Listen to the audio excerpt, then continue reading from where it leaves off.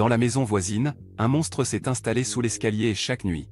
Vous savez, j'ai toujours été fasciné par les histoires effrayantes, celles qui vous font frissonner et vous empêchent de dormir la nuit. Et croyez-moi, celle-ci est absolument terrifiante. Installez-vous confortablement, car je vais vous raconter l'histoire de la maison voisine, où un monstre a élu domicile sous l'escalier et hante les nuits de ses occupants. Tout a commencé il y a quelques années, lorsque la famille Dupont a emménagé dans cette maison pittoresque.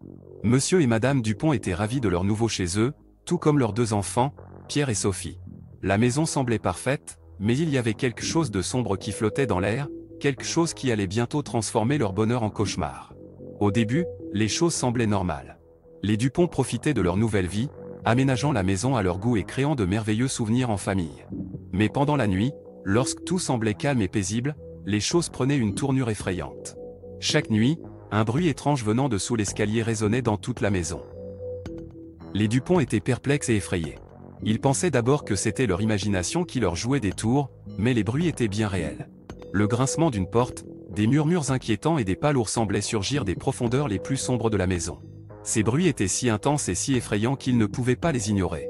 Intrigués et inquiets, les Dupont ont décidé de mener leur propre enquête. Ils ont commencé à explorer chaque recoin de la maison, en espérant trouver une explication rationnelle à ces événements étranges. Mais plus ils cherchaient, plus ils se rendaient compte que quelque chose de maléfique se cachait sous l'escalier.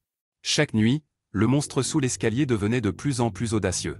Il se manifestait en faisant trembler les murs, en éteignant les lumières et même en chuchotant des menaces dans l'oreille des Dupont pendant leur sommeil. Les enfants, Pierre et Sophie, étaient terrifiés et ne voulaient plus dormir seuls dans leur chambre. La vie des Dupont était devenue un véritable cauchemar. Ils étaient épuisés et terrorisés par les événements qui se déroulaient chaque nuit sous leur propre toit. Des objets se déplaçaient tout seuls, des ombres effrayantes se dessinaient sur les murs et des murmures inquiétants envahissaient leurs pensées. Ils avaient besoin d'aide, et vite. La famille Dupont a finalement décidé de faire appel à un exorciste local. Le vieil homme était réputé pour son expertise dans les affaires surnaturelles. Il avait une connaissance approfondie des esprits maléfiques et des créatures démoniaques. Il s'est rendu chez les Dupont avec une aura d'autorité et de confiance.